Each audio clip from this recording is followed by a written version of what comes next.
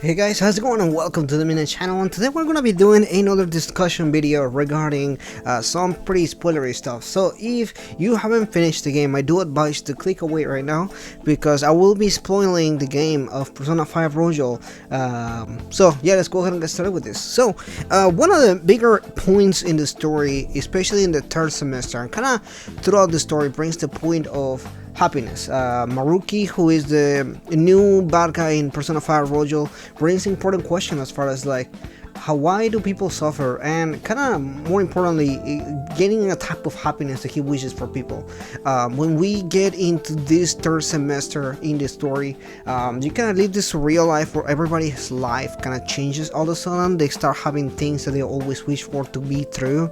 It can be some pretty spectacular things like having a dead loved one kind of come back to life, as we see with multiple characters here, such as Haru and Futaba and Makoto, whose parents are already dead, and they kind of just show up again and kind of they live this happy ever after life. On the other hand, we do have some other characters that have more interesting wishes, like Morgana, who wishes to be a human, or Ryuji, who just wants to be kind of the person that he used to be before Kamoshida happened, where it's kind of like award winning, and he wanted to go and into winning medals and get this scholarship so that his mother doesn't have to work hard and everything like that. So kind of his wish, so everybody has those dreams and these things that they want in their life to accomplish, kind of in a sense, so that they can be truly happy in a sense. Or is it really happy? The reason why I bring this up is for a couple different reasons here. Main reason is when you go through the story, you have Akechi, who kind of has the other side of the coin, where he is alive there because of Maruki, who kind of pretty much says that he's there because Maruki or you, the main character, have wished for Akechi to be there at a particular time, and we see that Akechi contends that into this free will that he wants to live his life in a certain way based on his own choices, and he finds that to be more of a merit than actually have somebody else wish or accomplish your wishes that way. So you lose this autonomy of this control over your life, opposed to for happiness, opposed to just having this free will in which you kind of accomplish things on your own based on your own ability, and that way you can achieve a different kind of happiness. So what's a better type of happiness, really? What is better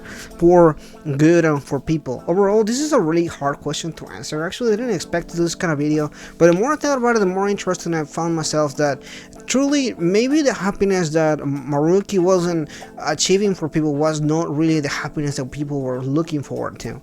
When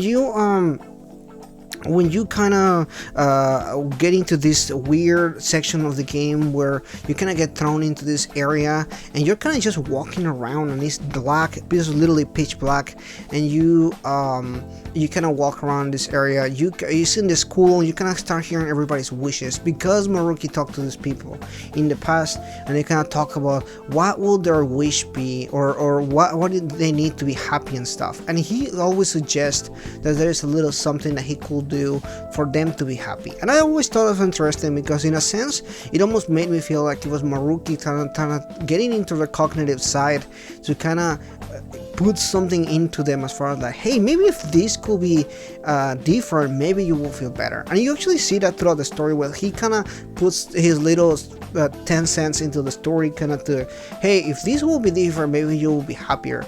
And I think that in this kind of happiness that we get in Persona 5, especially at the end of the bad ending, so to speak, you have kind of this happiness that is crafted from these conversations that he have with the different patients that he sees on the story and everything, which in reality is it really truly happiness, or is it the happiness that he wishes for them to be happy because of this particular reason, opposed to having the autonomy and the free will to accomplish this dream, overcoming an obstacle. And I think that overall that's the point that the game is trying to make, although I do feel like this point is completely really badly made in the game, in which they're trying to accomplish a goal based on your autonomy. You accomplish something because of the hard work that you do, opposed to having somebody giving you that goal and kind of you accomplish it out of nowhere. Which one is moving more fulfilling, which one will give you that gratification. I think at the end of the day it's a different kind of happiness, because it's a different kind of I can argue that you cannot work hard into something like your parent being dead. You can't really work hard into something like you lost everything because some asshole destroyed everything for you. You can't work hard into becoming a human like Morgana, so there are some things that you definitely just can't work out of free will. There's some things you can't really fix that way, but you can overcome challenges. You can definitely overcome some of these issues that happens over time.